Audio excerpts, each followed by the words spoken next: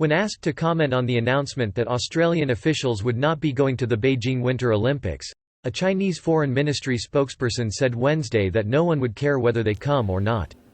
中方多次重申，冬奥会不是政治作秀和搞政治操弄的舞台。中方没有邀请任何澳大利亚政府官员出席北京冬奥会，他们来或者不来，没有人会在意。澳方政客出于政治私利、作秀炒作，对北京成功举办冬奥会不会有任何影响。需要指出的是，澳大利亚将是否派政府官员出席北京冬奥会，同所谓的新疆人权问题挂钩，这完全是欲加之罪，何患无辞。澳方的做法严重违背奥林匹克宪章确立的体育运动政治中立原则，同更团结的奥林匹克格言背道而驰，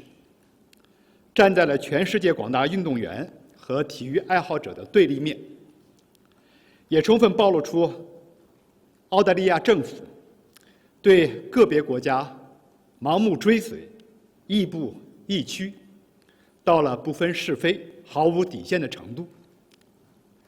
中方对澳方的所作所为强烈不满，坚决反对，已向澳方提出了严正交涉。